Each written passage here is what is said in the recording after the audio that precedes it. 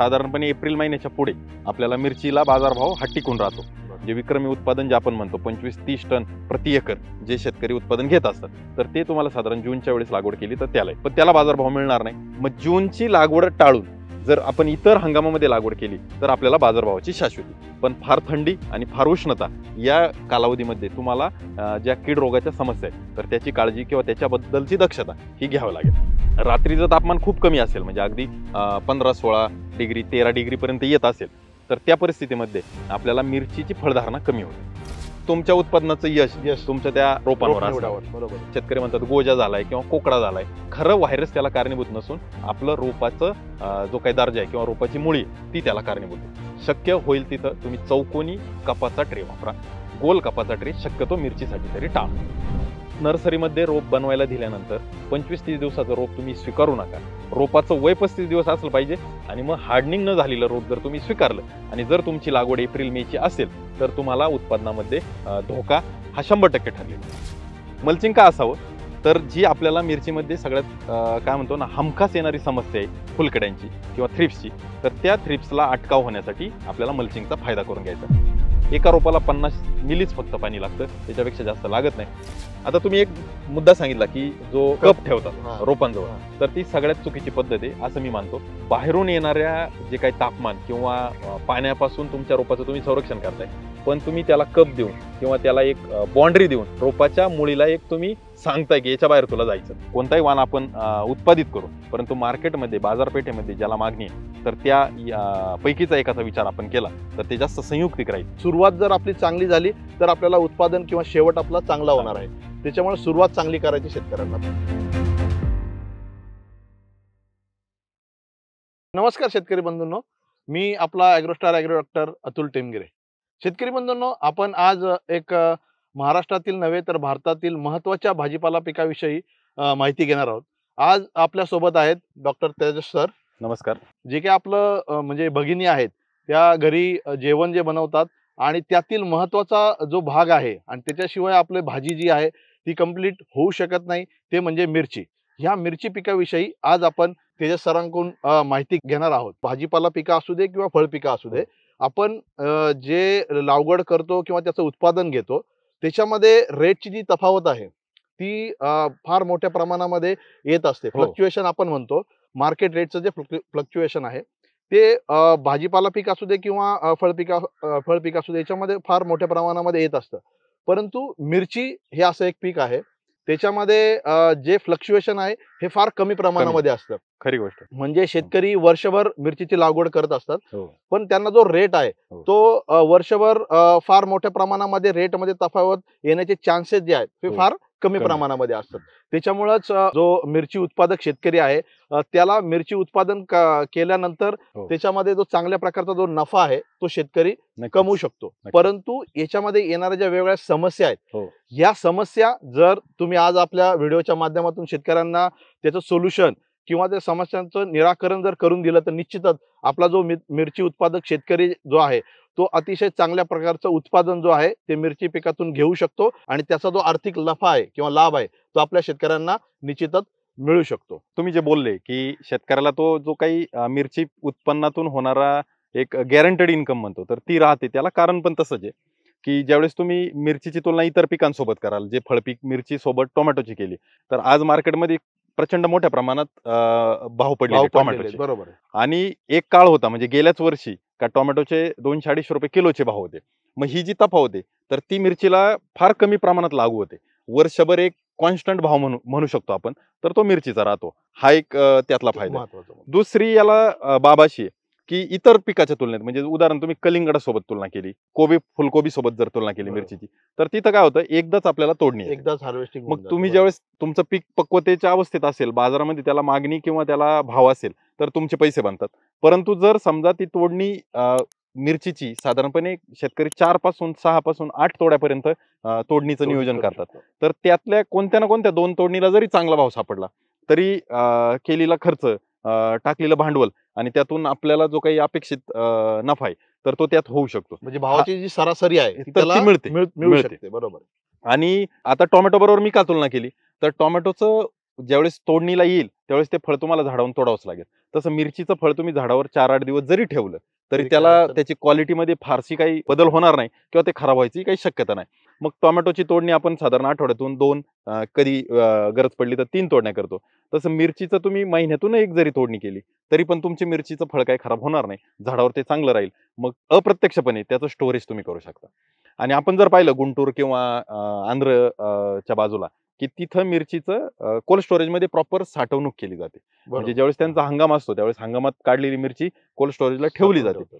आणि उन्हाळ्यामध्ये ज्यावेळेस साधारणपणे एप्रिलपासून तर जून पर्यंत जे प्रचंड बाजारभाव असतात म्हणजे 150-200 रुपयाची जी सरासरी किलोची, तर मग त्याचा फायदा मिळवण्यासाठी गुंटूरची मिरची बरोबर त्यावेळेस ते बाजारामध्ये आणत असतात. फक्त याच्यात एक होतं की ताज्या मिरचीपेक्षा ती जास्त स्पर्धा करू शकत नाही.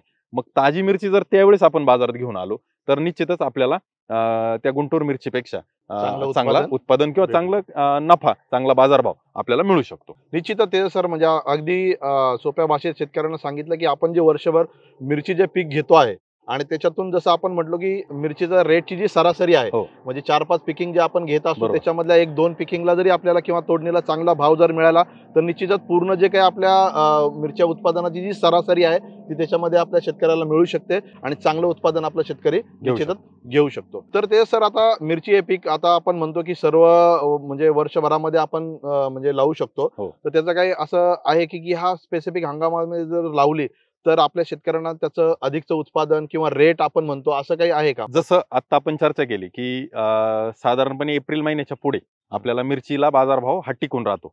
आणि बऱ्याच वर्षाचा अनुभव पाहता तर तो ऑगस्ट पर्यंत बाजारभाव एक चांगला राहतो. ऑगस्ट नंतर जे बाजारभाव पडतात त्याला कारण पण तसं आहे की लोक किंवा बऱ्याचशा शेतकऱ्यांकडे जूनमध्ये पाण्याची व्यवस्था असते. मग जून पासून लागवडीचं जे प्रमाण वाढतं तर साधारणपणे त्यांची मिरची बाजारात यायला ऑगस्ट महिना हा येतो. मग जूनची लागवड टाळून जर आपण इतर हंगामामध्ये लागवड केली तर आपल्याला बाजारभावाची शाश्वती. मग आता याच्यात धोके काय की जर समजा तुम्ही उन्हाळ्यात लागवड केली तर प्रचंड मोठ्या प्रमाणात तापमान राहील. उदाहरण घ्या की तुम्ही जानेवारी-फेब्रुवारीला जर लागवड केली तर उष्णता मोठ्या प्रमाणात राहील. तिथं तुम्हाला थ्रिप्स पासून आणि लाल कोळीपासून आपली मिरची वाचवायला लागेल आणि तिथं फळधारणा कमी होईल म्हणजे उत्पादनात फरक पडेल. जर तुम्ही उन्हाळ्यात संपता लागवड केली म्हणजे सगळ्यात चांगलं बाजारभाव मिळणं आणि आपल्याला उत्पादन एक गॅरंटेड उत्पादन म्हणतो ते येण्याची जी शक्यता आहे तर एप्रिल नंतर जर तुम्ही लागवड केली मग तुम्ही कोणत्या विभागातून असाल जसं की पश्चिम महाराष्ट्रात आहे तर एप्रिलमध्ये लागवड करायला काय हरकत नाही कारण तिथं तापमान काय फार मोठ्या प्रमाणात जात नाही. जर तुम्ही मराठवाड्यात असाल तर मेच्या आसपास तुम्ही लागवड करायला काय हरकत नाही. मग एप्रिल मेची जी लागवड आहे तर तिचे कमीत कमी 2 किंवा 3 तोडे तुम्हाला जास्त बाजारभाव देऊ शकतात आणि नंतरचे तोडेमध्ये बाजारभाव पडण्याची शक्यता असते. जर समजा तुम्हाला लाल मिरची करायची तर लाल मिरची करत असताना मग पावसाच्या साधारण जुलै ऑगस्ट नंतर तुम्ही जरी लागवड केली तरी एखादा दुसरा तोडा तुम्ही हिरव्या मिरचीचा करून नंतरची मिरची वाळवण्यासाठी करू शकता. असं तुम्हाला मिरचीचं वर्षभरात उत्पादन घेता येतं. पण फार थंडी आणि फार उष्णता या कालावधीमध्ये तुम्हाला ज्या कीड रोगाच्या समस्या आहेत तर त्याची काळजी किंवा त्याच्याबद्दलची दक्षता ही घ्यावी लागेल. आता सगळ्यात जास्त उत्पादनाची जर गोष्ट केली तर तुम्ही जूनच्या आसपास जर लागवड केली तर तुम्हाला उत्पादन प्रचंड येणार. म्हणजे विक्रमी उत्पादन जे आपण म्हणतो 25-30 टन प्रति एकर जे शेतकरी उत्पादन घेत असतात तर ते तुम्हाला साधारण जूनच्या वेळेस लागवड केली तर त्याला पण त्याला बाजारभाव मिळणार नाही पाहिजे तितका. मग त्या व्यतिरिक्त इतर जे काही ऑड सीजन म्हणतो आपण त्याला जर लागवड केली तर कदाचित उत्पादन आपलं मर्यादित राहील पण आपल्याला बाजारभाव चांगले मिळतील. आणि या पिकामध्ये असं असतं ज्याला मल्टी पिकिंग किंवा ज्याला सतत तोडणीचे पीक म्हणतो तर इथं मजुरीचा खर्च आपला तोडणीवर सतत चालू असतो. त्यामुळे आपल्याला उत्पन्नापेक्षा बाजारभावाकडे लक्ष देणं सुद्धा गरजेचं असतं. म्हणजे कमीत उत्पादनात जितका जास्त बाजारभाव तितका आपला नफा सिक्युअर होतो. परंतु जर आपलं उत्पादन प्रचंड निघते आणि बाजारभाव कमी तर मग आपला तोडणीचा खर्च किलोला नाही म्हणलं तरी मिरचीच्या तोडणीला 5-6-7-8 रुपयापर्यंत म्हणजे जर मराठवाड्यात जर तुम्ही गेले आणि ज्यावेळेस कपाशीचा हंगाम येतो आणि त्यावेळेस तुमची मिरची तोडणीला येते त्यावेळेस तुम्हाला अगदी 8-8 रुपये किलोपर्यंत बाजारभाव फक्त तोडणीलाच जातो खर्च. मग त्या परिस्थितीमध्ये आपल्या येणाऱ्या नफ्यामध्ये त्याचा फार मोठा काय म्हणतो वाटा राहतो. या गोष्टीची काळजी घेऊन आपल्याला हंगाम निवडणं किंवा त्या अनुषंगाने नियोजन करणं गरजेचं आहे. आता याच्यात दुसरी बाब की मिरचीला सगळ्यात जास्त उत्पादन जसं मी बोललो की जून नंतरचे येतं. पण जी आपण तिखट मिरचीची लागवड करतो खास करून तर त्या तिखट मिरचीला जितकं रात्रीचं तापमान जास्त तितकं तिच्यातली पंजन्सी किंवा तिच्यातला तिखटपणा जास्त. म्हणजे हिरवी मिरची किंवा काळ्या पाटीची शेतकरी मिरची म्हणत असतात त्यानंतर ज्या मिरचीचं लाल मिरची करून वाळवून लाल मिरची करतात त्या शेतकऱ्यांसाठी ही एक बाब महत्वाची की रात्रीचं तापमान जेवढं जास्त राहील म्हणजे सध्याची जी परिस्थिती त्या परिस्थितीमध्ये त्यांच्या मिरचीला तिखटपणा चांगला राहील आणि त्या तिखटपणावर पण त्याचा बाजारभाव ठरतो. रात्रीचं तापमान खूप कमी असेल म्हणजे अगदी 15-16 डिग्री 13 डिग्री पर्यंत येत असेल तर त्या परिस्थितीमध्ये आपल्याला मिरचीची फळधारणा कमी होते. तर वातावरणाच्या अनुषंगाने या दोन बाबी चा विचार करणं गरजेचं आहे. मग जर आपल्याला कमी तापमानाच्या कालावधीत लावायची तर ती बिगर तिखट मिरची जर लावली तर हरकत नाही, तिला बाजारात बिगर तिखटच्या हिशोबाने दर मिळणार आहे.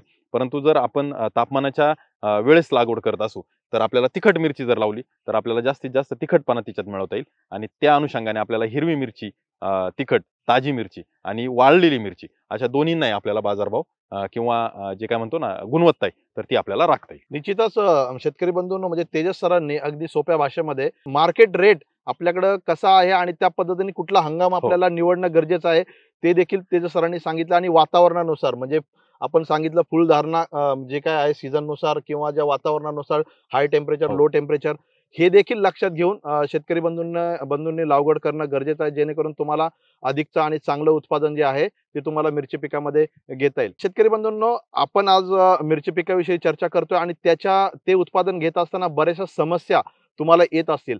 तर ह्या व्हिडिओच्या माध्यमातून तुम्ही ज्या तुमच्या बागेमध्ये किंवा तुमच्या उत्पादनामध्ये तुम्ही उत्पादन घेत असताना ज्या समस्या तुम्हाला येतात तर कमेंटच्या माध्यमातून या व्हिडिओमध्ये तुम्ही कमेंट करून सांगू शकता, जेणेकरून तुमच्या ज्या समस्येचं निराकरण म्हणजे आपल्या व्हिडिओच्या माध्यमातून तुम्हाला होणार आहे का नाही ते आपण पुढे जाणूनच घेऊ. दुसरी गोष्ट तेजस सर, म्हणजे आपण मिरची जसं तुम्ही सांगितलं वर्षभर आपण घेतो, परंतु मिरचीचे वेगळे प्रकार पण आहेत. म्हणजे जास्त तिखट मिरची बाजारामध्ये असते, मीडियम तिखट बाजारामध्ये मिळते. परत मिरचीच्या साईज नुसार सुद्धा मिरचीची वाण जी आहे ते वेगवेगळ्या प्रकारचे आहेत. तर आपल्या शेतकरी बंधूंना तुम्ही सांगा की कुठली मिरची आणि म्हणजे कुठल्या सेगमेंटची मिरची आणि त्याचं मार्केटमध्ये जी वाण आहे ते कुठल्या प्रचलित वाण जे आहे ते शेतकऱ्यांना सांगितलं तर बरं होईल. आता मिरची बद्दल आपण बोलतोय तर यामध्ये पहिलेच मिरचीचे वेगवेगळे जे 3-4 प्रकार आहे. तर एक ढोबळी मिरची तिच्याविषयी आपण आज काही चर्चा करत नाही, कारण ढोबळी मिरचीचं जे नियोजन आहे तर ते खूप सूक्ष्म नियोजन आहे आणि त्यासाठी आपल्याला एक वेगळा विषय घेऊन किंवा वेगळ्या व्हिडिओमधून त्याची चर्चा करणं गरजेचं आहे. ज्या मुख्य प्रमुख जे 2-3 प्रकार आहेत तर पहिली तर तिखट प्रकारातील आपण बोलतोय, पण तिखट प्रकारामध्ये पण 2 येतात. एक तर येते की जी तिखट परंतु लांब मिरची जिचं उत्पादन तुलनेने थोडंसं जास्त असतं. दुसरी येते तिखट परंतु आखोड मिरची. आणि तिसरा जो प्रकार आहे तर तो सर्वांना परिचित आहे, जी आपण तळून खाणारी मिरची म्हणतो किंवा जिचा वापर मसाल्यात होत नाही, ताजी मिरची वापरण्यात येते. तर ती तळून खाणारी जी मिरची तर ती बिगर तिखट. असे 3 प्रकार प्रामुख्याने पडतात. आता थोडासा एक प्रकार प्रचलित व्हायला लागलाय जो गुजरात किंवा राजस्थान साईडला प्रचलित होता, जिथं तिखट खाण्याचं प्रमाण खूप कमी परंतु मिरचीचा वापर त्यांना करायचा आहे. मिरचीमध्ये 2 गोष्टी आहेत, एक तर तिखटपणा आहे प्लस मिरचीमधला जो काही फ्लेवर आहे तर त्या दोन्हीचा आपल्याला विचार करावा लागतो. मग फ्लेवरच्या हिशोबाने मिरचीचा जो फ्लेवर आहे किंवा स्वाद आहे तर तो स्वाद घ्यायचा आहे परंतु तिखटपणा नकोय.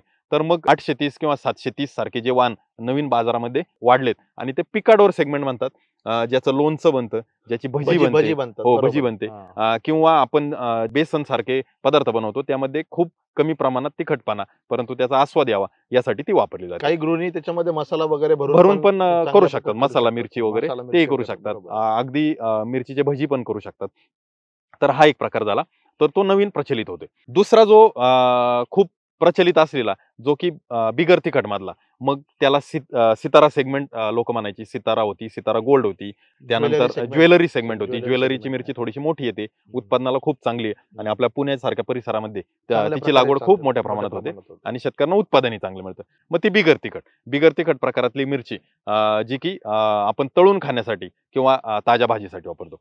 आता अजून एक जो दुसरा त्यातला प्रकार आहे तिखट पैकी, तर तिखट मध्ये जी लांब तिखट मिरची येते तर जसे ॲग्रोस्टारची ग्रीन हार्वेस्ट असेल किंवा मार्केटमध्ये तेजा 4 9 सारखे प्रकार असतील किंवा 4884 असेल, कलसीडची तलवार असेल, ननेमची आर्मोर मिरची असेल, तर या सगळ्या जे प्रकार आहेत तर ते लांब मिरचीमधले तिखट प्रकार, जे की तुम्ही ताजे बाजारात विकू शकता. आणि जर बाजारभाव नसेल किंवा जर आपण पावसाळी हंगाम सोडून लागवड केली असेल तर ती वाळवून त्या मिरचीचेही आपण पैसे करू शकतो. म्हणजे जर खानदेशचा भाग तुम्ही पाहिला, नागपूरचा काही किंवा विदर्भातला भाग पाहिला, तर तिथं मिरचीचे 1-2 तोडे विकले जातात आणि बाकीचे तोडे वाळवण्यासाठी ठेवले जातात. आणि वाळवून सुद्धा त्याचे खूप पैसे होतात. म्हणजे साधारणपणे 1 किलो मिरची जर तुम्ही वाळवली तर 200 ग्रॅम पर्यंत आपल्याला ती मिरची मिळते.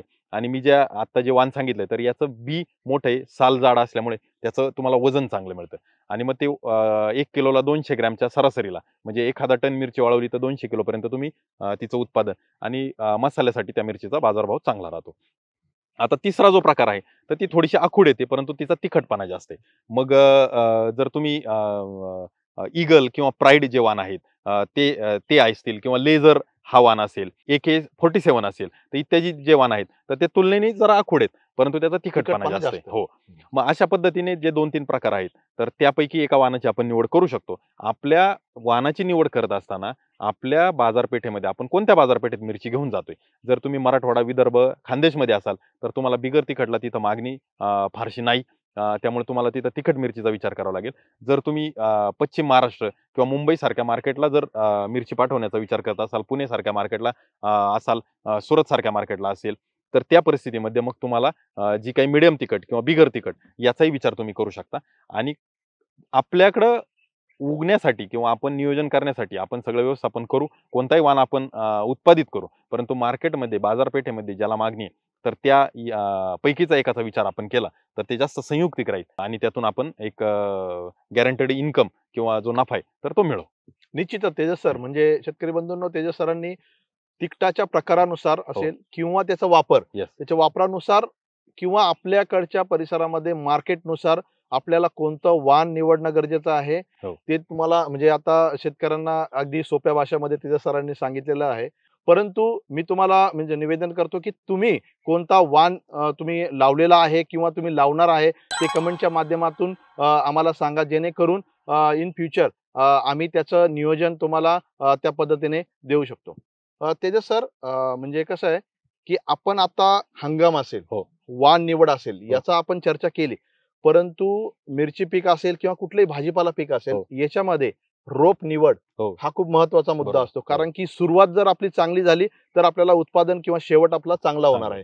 त्याच्यामुळे सुरुवात चांगली करायची शेतकऱ्यांना. तर जे म्हणजे रोप जे आहे ते आपल्याला कुठलं कशा पद्धतीने निवडणं गरजेचं आहे ते जर शेतकऱ्यांना सांगितलं तर बरं होईल. बऱ्यापैकी म्हणजे एक माझ्या अंदाजाने एक 7-8 वर्षापासून कोणताही शेतकरी घरी रोप बनवायचा विचारत नाही. बरोबर. त्याला कारण तसं आहे की आता लागवड बेडवर करायची, मल्चिंग वगैरे ज्या बाबी आल्यात, त्यामुळं कोकोपीट मधलं रोप असणं हे पहिली काय म्हणतो ना गरज आहे. आता कोकोपीट मधलं रोप नर्सरीमधून आपण विकत आणतो, परंतु त्या रोपाची गुणवत्तेवर जसं अतुल सर तुम्ही म्हणताय प्रकाश झोत टाकला पाहिजे, तर तो मी म्हणतो ह्या उत्पादनामध्ये जे काही आपण टप्पे करणार आहे त्यातला जर समजा 4 महत्वाच्या बाबी आहेत तर त्यातले 3 तर बाबी इथंच आल्या, किंवा याला आपण म्हणतो ना 3/4 गोष्ट इथंच कव्हर झाली की तुमच्या उत्पादनाचं यश तुमच्या त्या रोपांवर असणार. बरोबर. आता रोप निवड करत असताना काय होतं की किंवा ह्या रोप निवडीचं महत्व काय, तर आता तुम्ही कोणत्या हंगामामध्ये लागवड करताय त्यानुसार तुम्हाला त्या ट्रेची किंवा रोपांची संख्या ठरवायची. ज्यावेळेस तुम्ही नर्सरीमध्ये ट्रे बनवायला देता तर तुम्हाला 102चा कप असेल, 109चा असेल,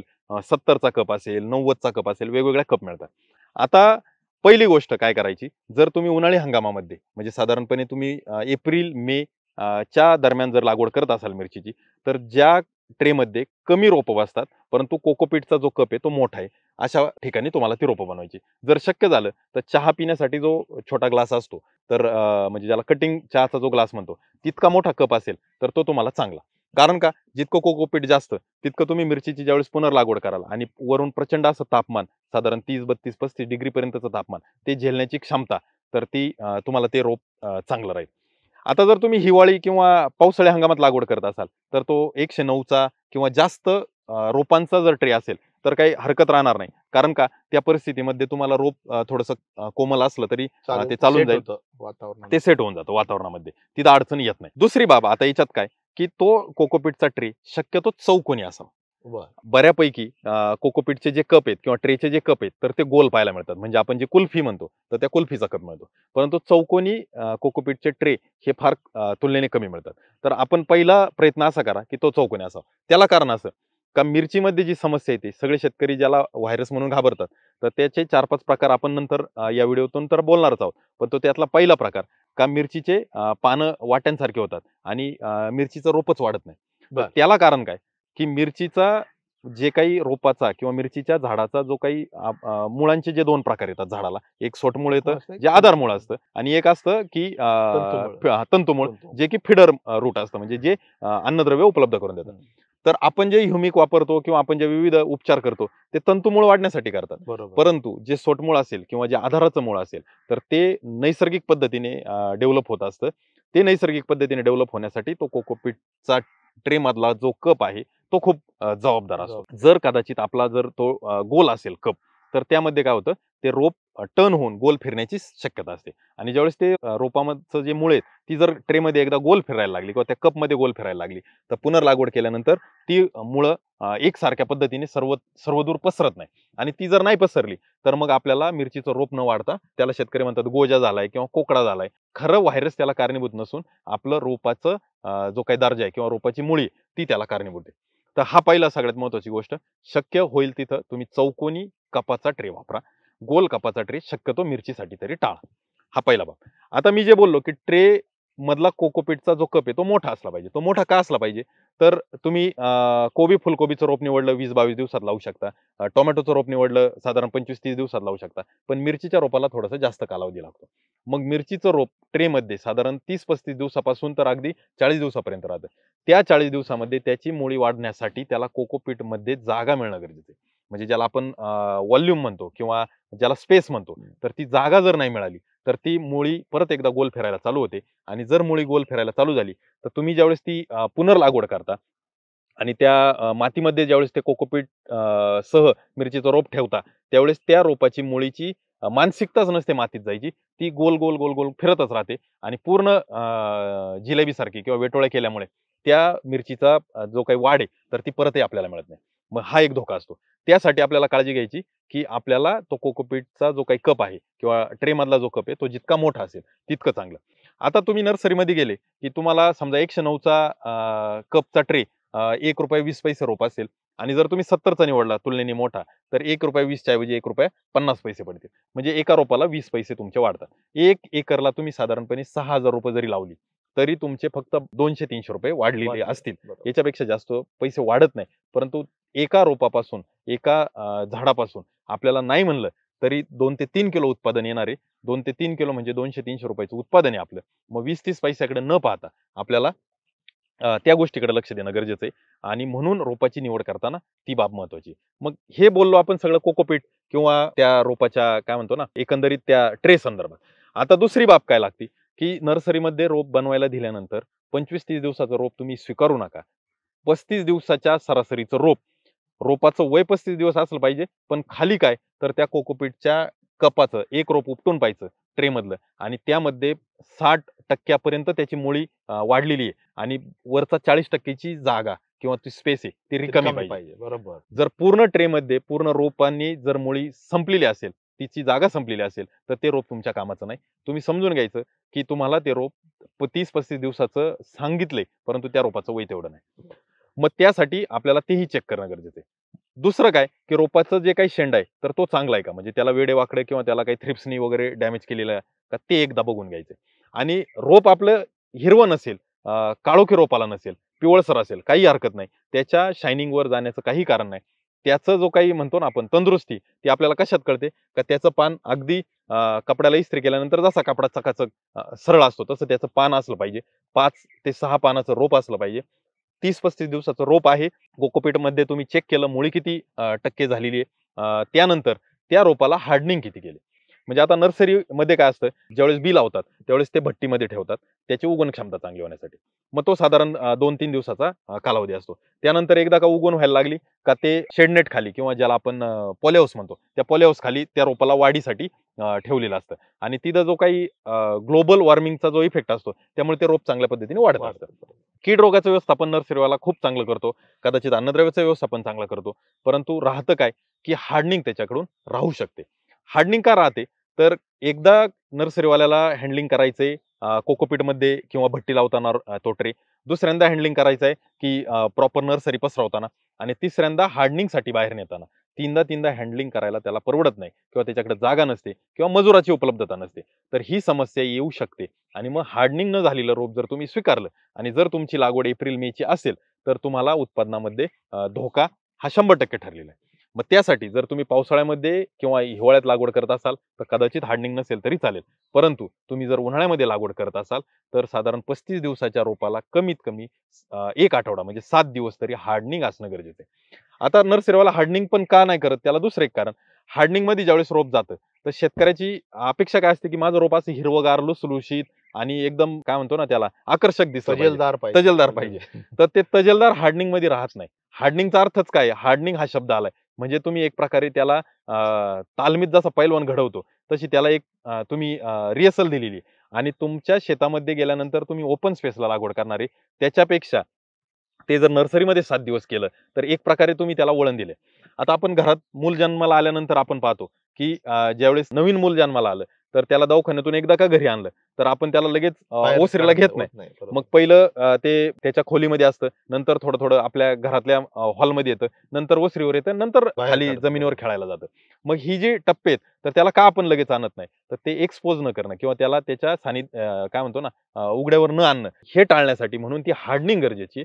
हार्डनिंग जर केलेली असेल 5-7 दिवसाची तर ते रोप तुमचं दिसायला तजेलदार नसेल परंतु ते रोप तुमचं खऱ्या अर्थाने कामाचं असेल.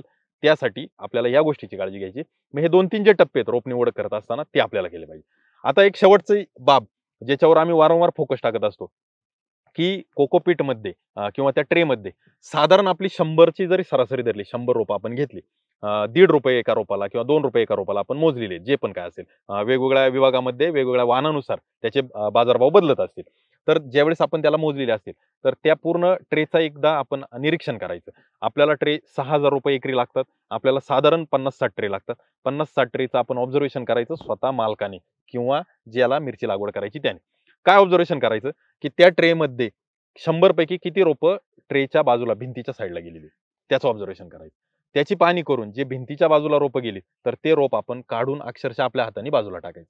कारण काय, हे काम मजूर करणार नाही. मजुराला वाटेल की मालकाची रोपं वाया चाललीत तर त्यातून मालक ओरडू शकतो. परंतु मी परत त्याच मुद्द्यावर येतो की एक रोप आपल्याला 3 किलो उत्पादन देणार आहे. एका रोपाचे ₹3 नाही आपण गृहीत धरायचे, एका रोपाचं पोटेन्शियल 3 किलोचं आहे म्हणजे ₹300 उत्पादन आपल्याला अपेक्षित आहे. आता ₹3 आपले वाया गेले तरी चालतील, पण ते ₹300 आपल्याला जर कमवायचे असतील तर या ₹3 विचार आपल्याला करायचा नाही. मग ते जे भिंतीच्या बाजूला गेलेलं रोप आहे त्यात काय होतं, त्या भिंतीच्या बाजूला गेलेल्या रोपाचं सुद्धा मुळी वाढायला जागा त्याला 360 डिग्री मध्ये नसते, त्याला कोणत्या तरी 2च बाजूला मुळी वाढते. मग समजा ते भिंतीला टेकलं का त्याची मुळी भिंतीच्या बाजूने गोल फिरायला चालू होते आणि ती गोल फिरण्याची जी मानसिकता आहे तर तो पुनर्लागवड केल्यानंतर पण ते गोलच फिरत राहतं आणि मग आपल्या मिरच्या लागत नाही, लागलं तर त्या छोट्या लागतात, पानं वाट्यासारखी झालेली असतात, त्याला आपण कोकडा किंवा बोकडा म्हणतो. आणि मग आपल्याला विविध लोक मार्गदर्शन करतात, फवारण्या करतात. आपण कदाचित 4-6 फवारण्या घेतो आणि त्या फवारण्यांचे एका फवारण्याचे हजार असे आपले ₹4,000 वाया जातात. ते न जाता आत्ताच तुमची जर समजा प्रत्येक ट्रे मधून 2 जरी रोपं वाया गेली, तुमची 100-200 रोपं जरी वाया गेली तरी ती परवडतील. परंतु ते तुम्ही बाजूला केलं पाहिजे. जर कदाचित असं झालं की त्या रोपांच्या ट्रेमध्ये सगळीच रोपं भिंतीच्या बाजूला असतील तर ज्यावेळेस तुम्ही नर्सरीमधून रोप उगून आलं तेव्हा एकदा व्हिजिट करणं गरजेचं आहे.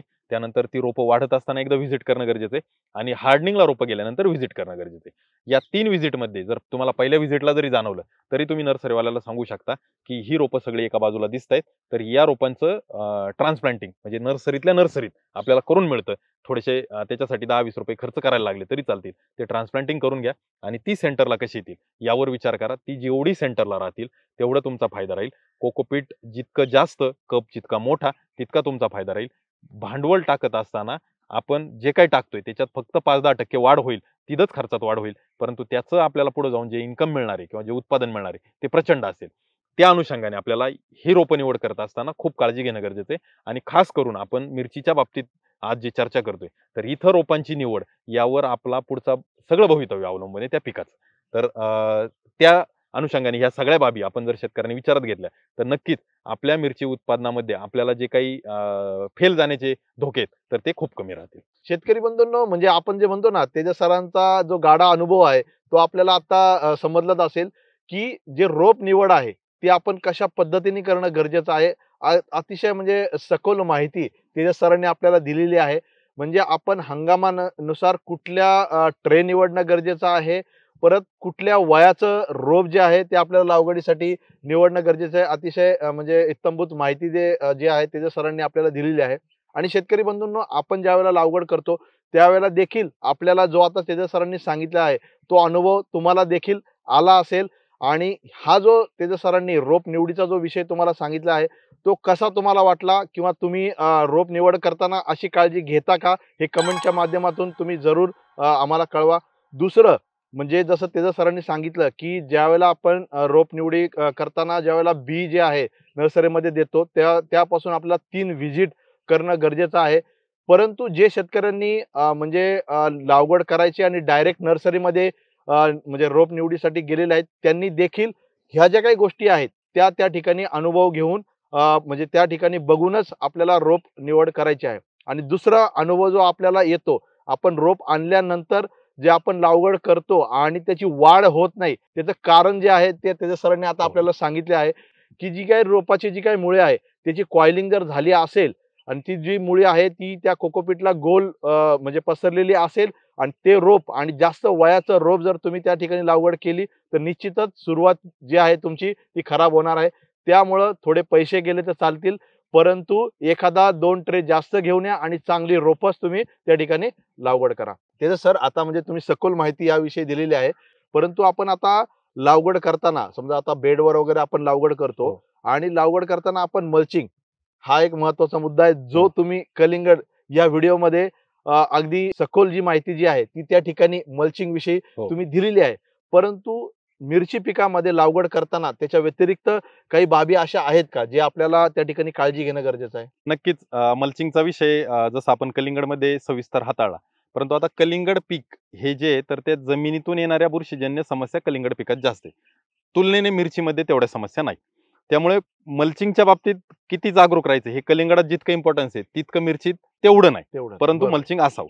मल्चिंग का असावं, तर जी आपल्याला मिरचीमध्ये सगळ्यात काय म्हणतो ना, हमखास येणारी समस्या आहे फुलकड्यांची किंवा थ्रिप्सची, तर त्या थ्रिप्सला अटकाव होण्यासाठी आपल्याला मल्चिंगचा फायदा करून घ्यायचा. तो आपण थ्रिप्स या विषयात जरूर बोलू. परंतु आता होणार काय, की आपण 3 टप्प्यात मिरचीचं लागवडीचं नियोजन पाहिलं. 3 टप्पे असे की आपण समजा जानेवारी फेब्रुवारीच्या नंतर म्हणजे थंडी कमी झाल्यानंतर मिरची लागवड करतोय, तर आपल्याला मल्चिंग जसं कलिंगडात आपण पाहिलं त्या पद्धतीने सगळं शेड्यूल फॉलो करायचे आणि मिरचीची लागवड करायची. मल्चिंग नंतर आपल्याला रोपं लावायची. जर आपण एप्रिल किंवा मेला जर लागवड करत असाल तर आपल्याला त्यावेळेस तापमान खूप मोठ्या प्रमाणात असतं आणि मल्चिंगनी कितीही नाही म्हणलं सिल्वर बाजूवरती करा की ब्लॅक बाजूवरती करा, परंतु जे पण काही ओरिजिनल तापमान आहे त्याच्यामध्ये तुलनेने वाढ होतेच होते. मग त्या परिस्थितीमध्ये आपल्याला असंही करावं लागेल की पहिली मिरचीची रोपं लावून घ्यायला लागतील. मिरचीची रोपं स्टेबल झाल्यानंतर आपल्याला मल्चिंग करावं लागेल.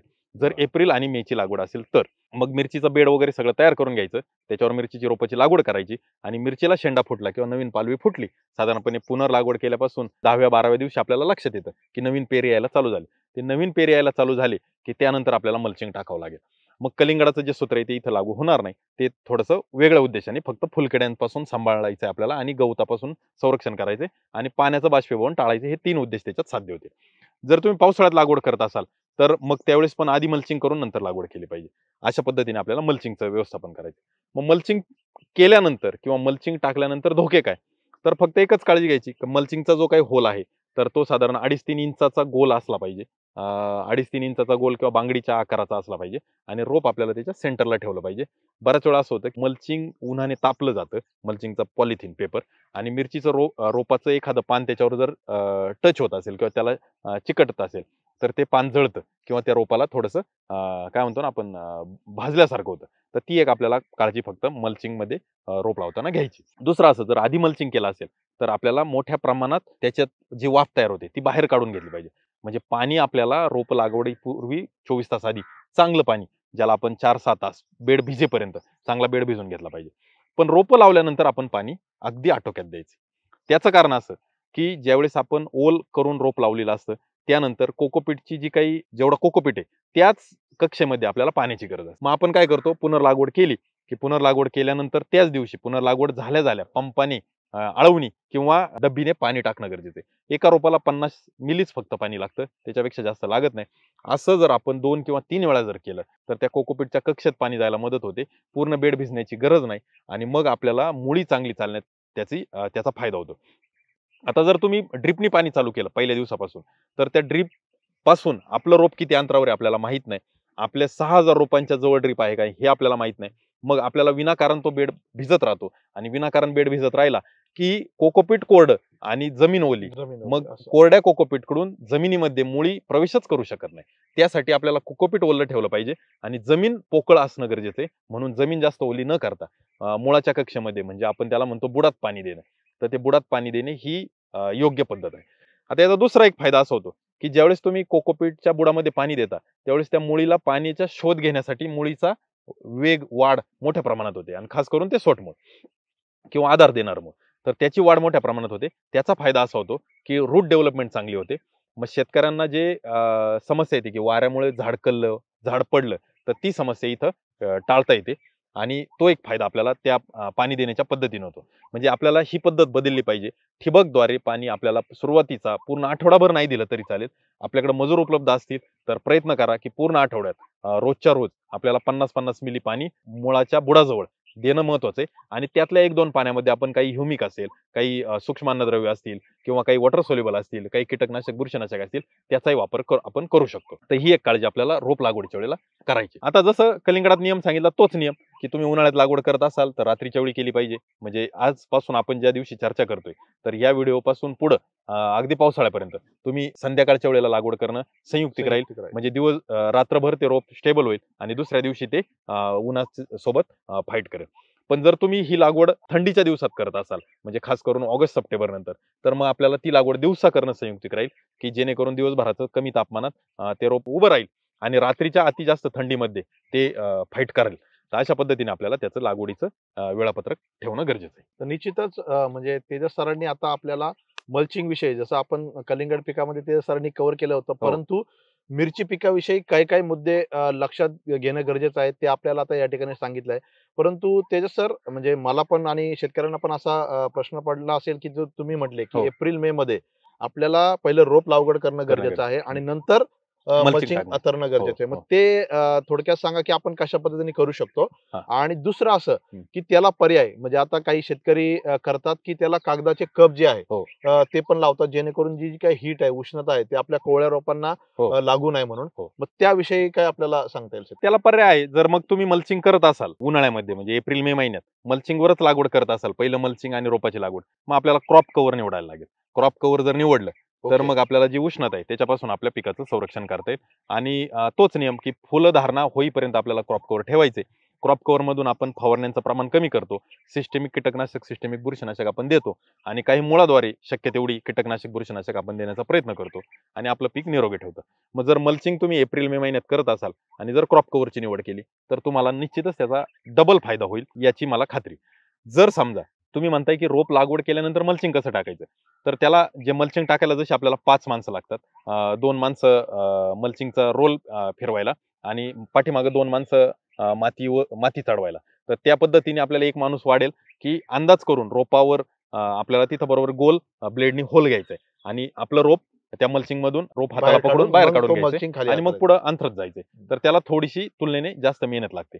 परंतु मग ते मल्चिंग आपल्याला पूर्ण झाकायची गरज नसते. पहिलं आपण काय केलं होतं, एअर टाईट केलं होतं. जर रोपं लावायच्या आधी मल्चिंग करतोय ते एअर टाईट करतो. इथं आपल्याला एअर टाईट करायची गरज नाही कारण ते एअर टाईट होणारच नाही. तसंही पण ऑलरेडी तुमचा बेड झालाय, पाणी गेलंय बेडमध्ये, सगळ्या गोष्टी झाल्या. मग फक्त हलकी माती लावत आपल्याला चालावं लागतं जेणेकरून आपल्याला फायदे काय, मग गवत येणार नाही, मॉइश्चर मेंटेन राहील म्हणजे जमिनीतला जो ओल आहे ती राहील आणि थ्रिप्सचा प्रादुर्भाव आपल्याला टाळता येईल. जर पहिलं मल्चिंग करणार असाल तर क्रॉप कव्हरकडे जा. जर नंतर मल्चिंग करणार असाल एप्रिल मेच्या लागवडीला तर मग आपल्याला क्रॉप कव्हरची गरज नाही. जर करायचीच इच्छा असेल तर आपण निश्चित करू शकता. परंतु फुलधारणा होण्यापूर्वी आपल्याला मल्चिंग येणं गरजेचं आहे. जर एकदा फुलधारणा चालू झाली म्हणजे साधारणपणे रोप लावल्यापासून 45 दिवसानंतर आपल्याला मल्चिंग करता येणार नाही. रोप लावल्यानंतर आपल्याला जे मल्चिंग करायचे ते 1 महिन्याच्या आतच आपलं करून घ्यायचं. तरच आपण ते झाड त्या मल्चिंगच्या होलमधून काढू शकतो. आता बाजारात बरेचसे होल पाडलेले रेडीमेड मल्चिंग सुद्धा मिळतात. तर ते इथं मिरचीसाठी तुम्ही त्याचाही विचार करू शकता जेणेकरून तुम्हाला होल पाडण्याची गरज नाही. फक्त एक माणूस ते रोप बाहेर काढण्यासाठी राहील. आता तुम्ही एक मुद्दा सांगितला की जो कप ठेवतात हा, रोपांजवळ, हा. तर ती सगळ्यात चुकीची पद्धत आहे असं मी मानतो. बाहेरून येणाऱ्या जे काही तापमान किंवा पाण्यापासून तुमच्या रोपाचं तुम्ही संरक्षण करताय, पण तुम्ही त्याला कप देऊन किंवा त्याला एक बाउंड्री देऊन तुमच्या रोपाच्या मुळीला एक तुम्ही सांगताय की याच्या बाहेर तुला जायचं नाही. बरं. आणि तुमची मुळी जेवढी खाणारी मुळी बाहेर पडणार नाही, अन्न घटक घ्यायला ती बाहेर जाणार नाही, तर तेवढी तुमच्या उत्पादनावर त्याचा परिणाम होईल. तुम्हाला कदाचित रोप सशक्त दिसेल, परंतु ते उत्पादन देणार नाही.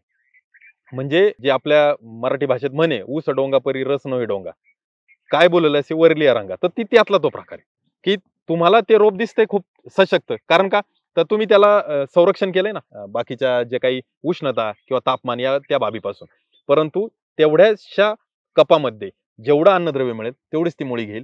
ते किती अन्नद्रव्य मिळेल तुम्हाला माहित नाही. तुमचं ठिबकचं जे काही ड्रिपर आहे तो त्याच्यात आलाय का ते तुम्हाला माहित नाही.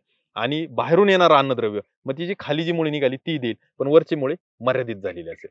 तर त्यासाठी कृपया तसं काही करू नका.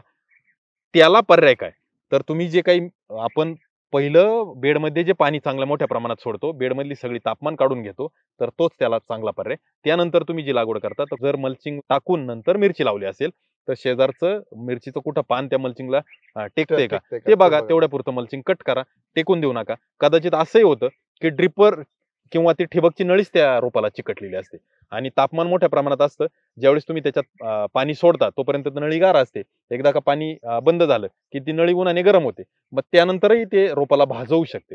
तर तुमच्याकडं शेतामध्ये काय गोष्टी घडतायत याचं तुम्ही ऑब्झर्वेशन करा, ते तुमच्या लक्षात येईल. आणि तो मल्चिंगचा चटका बसतोय की त्या ठिबकच्या नळीचा बसतोय, तो एकदा तुम्हाला समजला की तुम्हाला हे करायची गरज नाही, जे की पूर्णतः चुकीचं आहे असं मी मानतो. अजून एक गोष्ट शेतकऱ्यांकडून होते की जे आपण पाहिलं की शेतकऱ्यांना रोपं कोलमडण्याची समस्या येते. मग रोपं कोलमडण्याचं कारण काय हे शेतकरी न विचार करता कोको आपलं जे काही मल्चिंग केलेलं असतं, तर मल्चिंगचा जो होल आहे त्याच्यात रोप लावतात आणि त्यानंतर त्याला वरून मातीने दाबून टाकतात. म्हणजे लिपून घेणे, थोडक्यात आपण म्हणतो लिपणे. तर तो लिपण्याचा प्रकार ते करतात. तर ती एक सगळ्यात चुकीची पद्धत आहे. लिपण्याचा प्रकार केल्यामुळे तुमचं रोप कोलमडण्यापासून अजिबातही थांबू शकत नाही. त्याला कारण सांगतो. रोप कोलमडण्याचं कारण, ज्यावेळेस तुम्ही रोपाची लागवड करता त्यावेळेस जमिनीमध्ये असणाऱ्या ज्या काही सुप्त किडी आहेत, खास करून कटवर्म किंवा ज्याला मोल क्रिकेट, ह्या ज्या सुप्त किडी आहेत, ह्या किडी तिथं प्रादुर्भाव करतात आणि त्या कोवळ्या रोपावरच करतात. तुमच्या मिरचीच्या झाडावर करत नाही, मिरचीच्या रोपावरच करतात. मग त्यासाठी ज्या दिवशी तुम्ही लागवड करणार आहात त्याच्या आधी जे पाणी देता, त्या पाण्यातून शक्य झालं तर ज्याला खूप जास्त उग्र वास आहे असं एखादं कीटकनाशक, खास करून क्विनाल्फॉस सारखं, इकॅलेक्स सारखं जर तुम्ही सोडलं, तर तुम्हाला जमिनीमध्ये तो जो उग्र वास आहे तर तो तयार राहील. त्या उग्र वासामुळे त्या किडी तुमच्या रोपाला डॅमेज करणार नाही. कटवर्म किंवा जो मोल क्रिकेट हे त्या रोप जिथं जमिनीच्या बाहेर येतं तिथंच बरोबर कट करतात आणि त्याची हिरवी साल जी आहे, कोवळी साल, ते खाऊ शकतात. ती साल एकदा खाल्ली का ज्या बाजूला साल खाल्ली त्या बाजूनी ते रोप मोकळं होतं आणि ते दुसऱ्या अपोजिट साईडला कोलमडतं. वाऱ्याने कोलमडण्याची शक्यता खूप कमी आहे, पण यांनी कोलमडण्याची शक्यता जास्त आहे. आणि वाऱ्याने कोलमडू नये म्हणून आपण जे पाणी मर्यादित आणि बुंध्याजवळ दिले, त्यामुळे आपलं जो काही आधारमूळ आहे ते चांगलं वाढणार आहे. त्यामुळे वाऱ्याने कोलमडण्याची शक्यता नाही. होल लिपल्यामुळे काय होतं, तर त्याचं कारण सांगतो. जर तुम्ही मल्चिंग एअर टाईट केलेलं असेल सगळ्या बाजूनी आणि तुम्ही जर मातीने वरती लिपलं, तर ज्यावेळेस तुम्ही दिवसभर तिथं तापमान असतं, सकाळी जर जाऊन तुम्ही पाणी सोडायला गेला किंवा संध्याकाळच्या वेळेला जर त्या मल्चिंगमध्ये ठिबक चालवायला गेला, तर हवेची जागा पाणी घेतं. म्हणजे त्या उष्ण हवेला बाहेर पडण्यासाठी तुम्ही जागाच ठेवत नाही आणि ती मग त्या रोपाला डॅमेज करण्याची शक्यता वाढते. हा एक भाग. दुसरा भाग, का कधी पण तुम्ही ठिबकची नळी किंवा जिथं पाणी देता त्या जमिनीच्या जिथं पाणी दिलंय त्या पाण्याच्या कक्षेपासून खाली पाणी जातं. कधी पाणी वरती येत नाही, उताराच्या दिशेने किंवा खालच्या दिशेने जातं. मग तुम्ही जे लिपलंय तर ते तुम्ही बेडच्या वर लिपलंय, तिथं कधीही पाणी येणार नाही. ती माती सतत कोरडी राहील आणि ती माती गरम होण्याची शक्यता वाढेल. ज्यावेळेस तुम्ही मे महिन्यात खास करून ज्यावेळेस ती माती जर गरम झाली, तर ती परत एकदा त्या रोपाचा जो काही कॉलर रिजन आहे किंवा त्याला आपण गळा म्हणतो, तर त्या गळ्याला गरम करेल आणि मग ते रोप कोलमडण्याची किंवा दगावण्याची शक्यता राहील. मग अशी रोपं पिवळी पडलेली दिसतात, अशी रोपं निस्तेज दिसतात, ते आपल्या लक्षात येतं. लिपल्यानंतर कोणीतरी शेतकऱ्याला अनुभव आलेला असतो की हे लिपल्यानंतर चांगली रोपं उभी राहिली आणि फायदा झाला, एक प्रकारे भर लागली. पण तो फायदा तुम्हाला जून महिन्यानंतर दिसेल. तो फायदा तुम्हाला मार्च एप्रिल नंतर दिसणार नाही. त्या 2-3 महिन्यामध्ये हे जे काही तुम्ही करताय तर हे कृपया करू नका, जेणेकरून तुमच्या मिरची पिकाचा धोका उद्भवणार नाही. तर ही एक काळजी आपल्याला घेणं गरजेचं आहे. जसं आपण मार्केटमध्ये बघतो किंवा इतर शेतकरी जो काही प्रकार करतात, म्हणजे कप लावून किंवा बाकीच्या गोष्टी ज्या करत असतात, तर आपलं शंकेचं निरसन तिथे सरांनी अगदी सोप्या भाषेत केलेलं आहे की आपल्याला कुठली गोष्ट करणं गरजेचे आहे आणि कुठली गोष्ट आपल्याला अवॉइड करायची आहे. ते सर अजून एक म्हणजे तुम्ही क्रॉप कव्हरचा एक विषय मगाशी सांगितला, परंतु म्हणजे शेतकऱ्यांना असं पण म्हणजे प्रश्न पडला असेल की क्रॉप कव्हर जे आहे ते आपल्याला कधीपर्यंत, जसं तुम्ही म्हटलं फ्लॉवरिंग स्टेज पर्यंत आपल्याला ठेवणं गरजेचं, नंतर काढायचं आहे. परंतु हे कुठल्या हंगामामध्ये गरजेचं आहे, म्हणजे पावसाळे असेल, हिवाळे असेल किंवा उन्हाळी असेल, तर कुठल्या हंगामाला आपल्याला ते क्रॉप कव्हर करणं गरजेचं आहे. आणि दुसरी गोष्ट, लागवड करताना आपल्याला काही शेतकरी झिगझॅग पद्धतीने पण रोपांची लागवड करतात आणि काही सरळ लागवड करतात, तर कुठली लागवड पद्धत योग्य आहे? क्रॉप कव्हरच्या बाबतीत जसं अतुल सर तुम्ही बोलले की आपल्याला त्याचा सर्वाधिक फायदा हा उन्हाळ्यात होणार आहे. जर तुम्ही जी लागवड जानेवारी पासून पुढे जी करणार आहेत, तर जानेवारी पासून तर मे पर्यंतच्या लागवडीला तुम्हाला क्रॉप कव्हरचा फायदा प्रचंड होणार आहे. जे तुम्ही लागवड पावसाळ्यात करणार आहे तिला तुम्हाला फायदा नाही. म्हणजे जून, जुलै, ऑगस्ट, सप्टेंबर आणि ऑक्टोबर पर्यंतच्या लागवडीला क्रॉप कव्हरचा विशेष फायदा होणार नाही. म्हणजे मल्टिपल बेनिफिट म्हणतो. क्रॉप कव्हरनी एकच फायदा नाही होत, बरेच फायदे होतात. वाढ जोमदार होते, फुटवा चांगला होतो, कीड रोगापासून आपलं पीक संरक्षण. तर ते तुम्हाला जितके जास्त मल्टिपल बेनिफिट आहेत, तर ते तुमच्या जी लागवड जानेवारी, फेब्रुवारी, मार्च, एप्रिलची आहे, 15 मे पर्यंतची तिला होईल.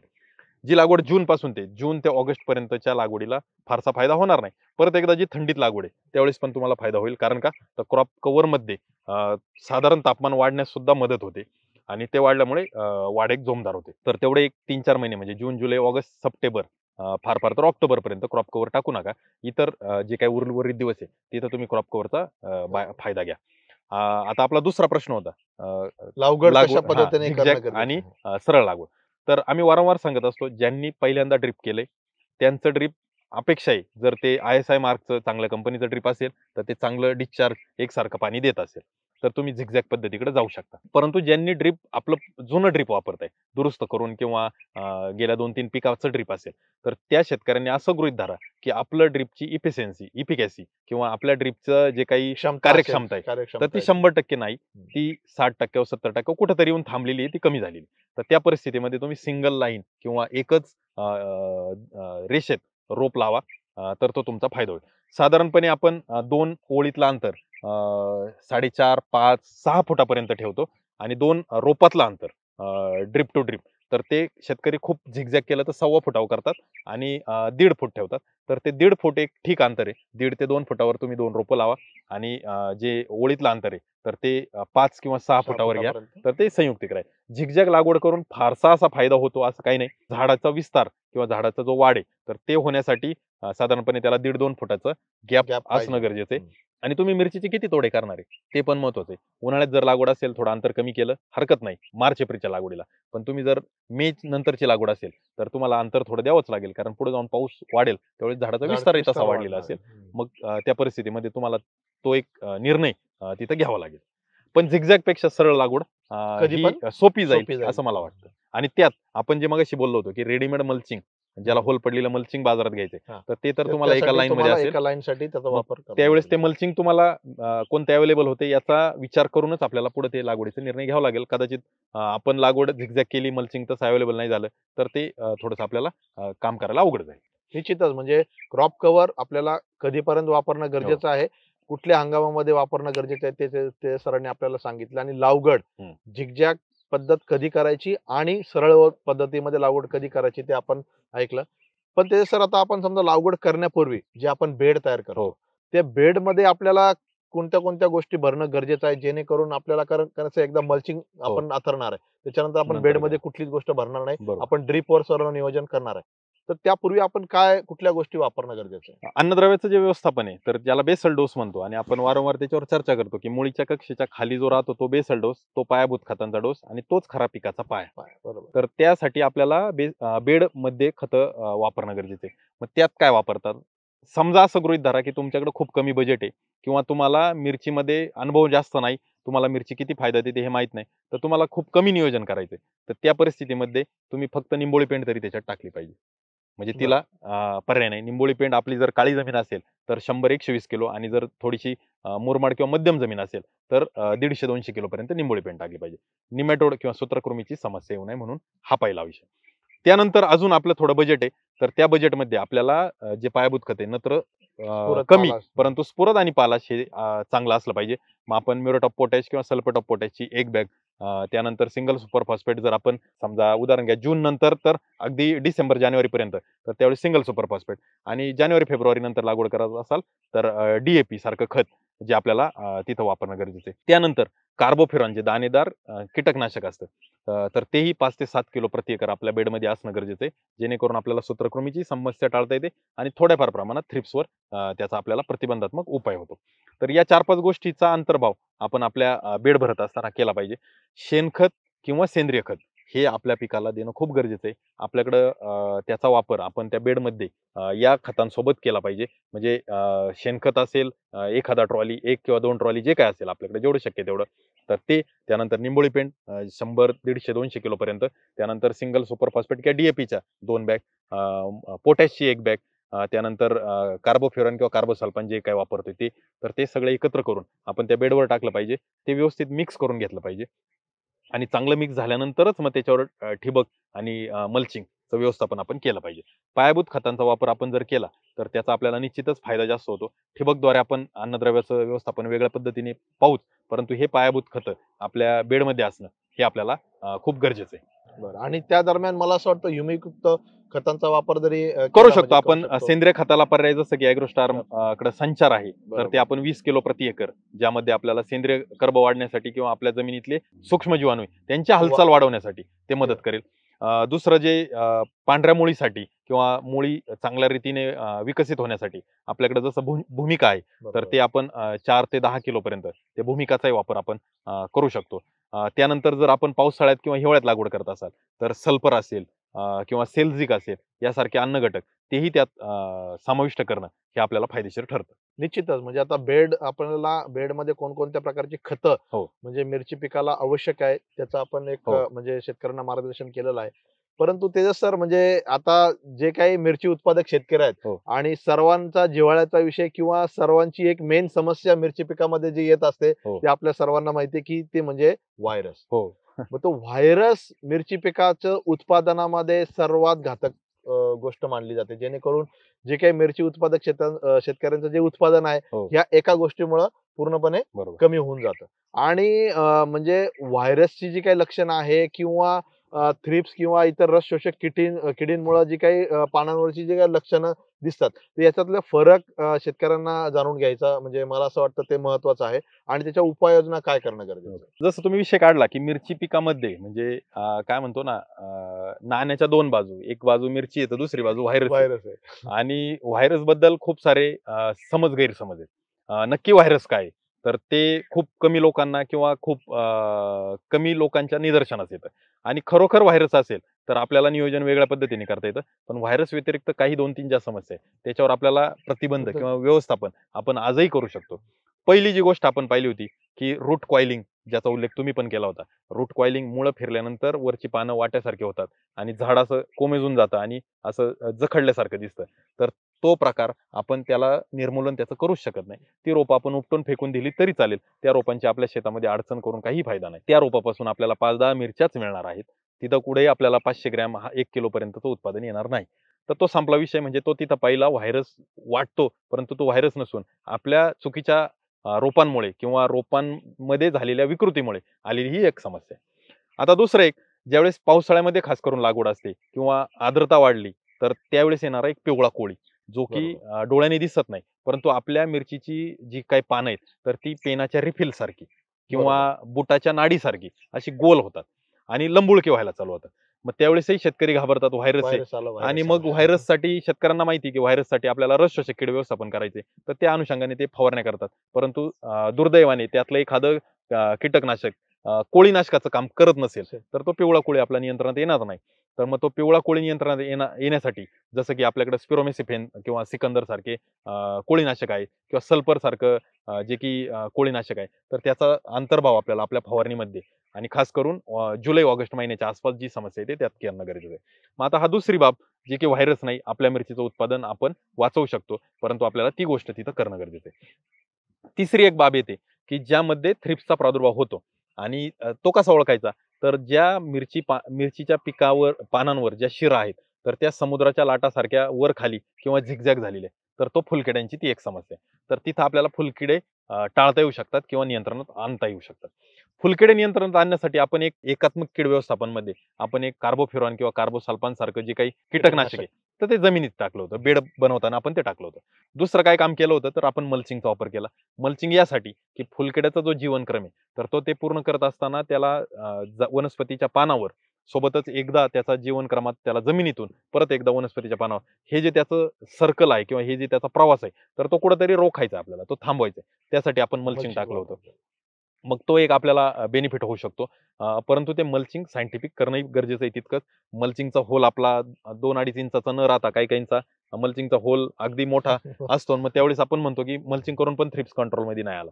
तर ती एक गोष्ट आपल्याला काळजी घेणं गरजेचं आहे. मग तो थ्रिप्स टाळायचा असेल, मग थ्रिप्स टाळण्यासाठी आपल्याकडे भरपूर सारे रासायनिक उपाययोजना असतील, जसं की लॅम्बडासायलोथ्रिन असेल किंवा लॅम्बडासायलोथ्रिन प्लस थायोमिथोक्झाम सारखं किलेक्स सारखं असेल. तर असे मार्केटमध्ये किंवा स्पिनोसाइड असेल, स्पिनोटराम असेल यासारखे घटक बाजारात आहेत. तर ते आपल्याला वेळच्या वेळी वापरणं गरजेचं आहे. आणि हे वापरत असताना आलटून पालटून म्हणजे कधी कॉन्टॅक्ट असतील, कधी सिस्टमिक असतील, अशा पद्धतीने आपल्याला त्याचा निवड करणं गरजेचं आहे. त्यातून आपण थ्रिप्स टाळू शकतो. आता शेवटचा आणि चौथा किंवा जो फायनल प्रकार आहे तर तो व्हायरसचा आहे, जो की रस शोषक किडीमुळे, मग त्यात मावा असेल, पांढरी माशी असेल आणि थ्रिप्स असेल, तीनही त्याला प्रसारित करत असतात. तर त्यामुळे येतो. त्यामध्ये पानं वाट्यासारखी झालेली दिसतात, पानांच्या शिराई वेड्या वाकड्या दिसतात आणि पूर्ण झाड निस्तेज कोमेजलेलं आणि जी पानं आहेत तर ती एकसारखं एकही पान आपल्याला दिसत नाही. आणि खास करून नवीन येणारी पानं, इथं ती समस्या येते. पानं फोल्डिंग व्हायला चालू होतात, पानाच्या कडा बंद व्हायला चालू होतं. तर ती जी समस्या येते ती खऱ्या अर्थाने व्हायरसची समस्या आहे. तिचा नियंत्रण नसून तिला व्यवस्थापन किंवा तिला टाळायचं असेल तर हे पांढरी माशी, मावा, तुडतुडे, फुलकिडे आपल्या पिकावर न येऊन देणं हे सगळ्यात संयुक्तिक आहे. त्यासाठी आपण ज्यावेळेस रोपाची लागवड करतो त्यावेळेस आळवणीच्या माध्यमातून थायमिथोक्झाम असेल ते 30% वाला असेल किंवा 75% वाला असेल ते थायमिथोक्झामची आळवणी करू शकतो किंवा इमिडाक्लोप्रिड आणि फिप्रोनिल एकत्र असलेलं जे काही कॉन्स्टा असेल तर त्याची आळवणी आपण करू शकतो, जेणेकरून पूर्ण झाडामध्ये रोपामध्ये आपण ते कीटकनाशकाचं विष ठेवू आणि रस शोषक किडींचा जसा काही तिथं डंक येईल तसं ती कीड तिथल्या तिथं नियंत्रणात येईल, तिचं व्यवस्थापन होईल याची काळजी घेऊ. मावासारखी कीड असेल किंवा पांढरी माशी असेल याच्यासाठी आपण फ्लोनिकॅमाइड सारखे घटक असतील किंवा ऍसिटामाप्रिड असेल तर यासारख्या गोष्टी वापरू आणि ते आटोक्यात ठेवू. तर या गोष्टींचं व्यवस्थापन करू शकतो. थ्रिप्स येत असताना त्या पिकावर असलेला जो ताण आहे तर त्याचाही आपण विचार केला पाहिजे. पिकावर जो स्ट्रेस येतो, ताण येतो, तर त्या ताणाला म्हणजे जैविक अजैविक 2 ताण असतात. एक कीड रोगामुळे येणारे ताण आणि एक आपल्या एकंदरीत परिस्थिती म्हणजे तुम्ही जास्त तापमान, अति पाणी, अति थंडी यासारखे जे घटक कारणीभूत ठरतात. तर हे टाळण्यासाठी मग तो स्ट्रेस कमी करायचा आहे. मग तिथं सिलिकॉन सारखे घटक काम करतात. तिथं समुद्री शेवाळीसारखे अर्क यासारखे घटक काम करतात. ते तुम्ही वापरले पाहिजे. बाजारामध्ये कायनेटिन सारखे घटक आहेत. त्याचाही तुम्ही विचार केला पाहिजे. फवारणीचं जे काही वेळापत्रक आहे त्यामध्ये परफेक्ट सारखं जे काही व्हायरस टाळण्यासाठी जे काही गोष्टी असतील त्याचाही आपण अंतर्भाव केला पाहिजे. तर या गोष्टींचा आपल्याला समन्वय ठेवणं आणि वापर करणं यातून आपण थ्रिप्स टाळू शकतो आणि थ्रिप्सला प्रतिबंध जितका करू तितकं आपलं पीक आपण जोमदार सशक्त ठेवू शकतो. शेतकरी बंधूंनो, म्हणजे व्हायरसवर तेजस सरांनी अगदी डिटेल जे आहे आता भाष्य या ठिकाणी केलेलं आहे. आणि आपल्या मिरची पिकामध्ये येणारा जो बोकड्या आहे किंवा आपण म्हणजे लोकल भाषेमध्ये बोकड्या म्हणतो, हो. तो निश्चितच तो बोकड्या जो थ्रिप्सनी आलेला आहे किंवा किंवा लाल कोळी किंवा पिवळा कोळी जसं तुम्ही म्हटले ते कोळीचा प्रादुर्भाव आहे किंवा नक्की व्हायरसचे प्रादुर्भाव आपल्या शेतामध्ये झालेला आहे, ते आपल्याला त्या ठिकाणी ओळखणं गरजेचं आहे. आणि त्याच्यानुसार आपल्याला जसं तेजस सरांनी सांगितलं आहे त्या पद्धतीने उपाययोजना करणं गरजेचं आहे. आणि व्हायरस आल्यानंतर आपल्या पिकामध्ये किंवा आपल्या मिरचीच्या झाडामध्ये रोगप्रतिकार शक्ती वाढवण्यासाठीच्या उपाययोजना तेजस सरांनी अगदी सखोल या ठिकाणी आपल्याला सांगितलेलं आहे. अशा पद्धतीचं नियोजन म्हणजे तुम्हाला जर पाहिजे असेल तर आपला जो आहे 9168681775 हा व्हॉट्सअप नंबर या ठिकाणी तुम्हाला तुमच्या पिकाची जी लागवडीची तारीख असेल किंवा तुमच्या पिकावरती जी आलेल्या समस्या असेल त्याचा जो काही फोटो आहे तो ह्या व्हॉट्सअप नंबरवर तुम्हाला पोस्ट करायचा आहे. आणि तेजस सरांनी जी काय आपल्याला सोल्युशन किंवा माहिती उपाययोजना दिलेली आहे ती आपण त्या व्हॉट्सअपच्या माध्यमातून तुम्हाला देण्याचा प्रयत्न या ठिकाणी करणार आहोत. परंतु मिरची पिकाचं जे बंपर उत्पादन घेण्यासाठी महत्वाचा मुद्दा आहे की तोडणी. हो. ती आपल्याला कधी तोडणी केल्यानंतर त्याचं उत्पादन आपण चांगल्या प्रकारे घेऊ शकतो हे आपण शेतकरी बंधूंनो पुढच्या व्हिडिओच्या माध्यमातून जाणून घेणार आहोत. त्याचबरोबर म्हणजे आता जस्ट आपण चर्चा जी केली आहे की बेसल डोस मध्ये आपण काय काय कुठले कुठले अन्नद्रव्य व्यवस्थापन करायचे आहे त्याविषयी माहिती आपण घेतलीच. परंतु जे काही विद्राव्य खतांचं नियोजन असेल किंवा फवारणीच्या माध्यमातून जे काही अन्नद्रव्य व्यवस्थापन असेल आणि रोग कीड व्यवस्थापन याची देखील चर्चा जी आहे ते आपण पुढे व्हिडिओच्या माध्यमातून तेजस सरांकडून जाणून घेणारच आहोत. शेतकरी बंधूंनो, म्हणजे आज आपण म्हणजे हंगाम असेल, वाण निवड असेल किंवा लागवडीची पद्धत असेल, मल्चिंग असेल किंवा व्हायरस असेल, या सर्व गोष्टींची इत्थंभूत चर्चा जी आहे ते तेजस सरांकडून आपण करून घेतलेलीच आहे.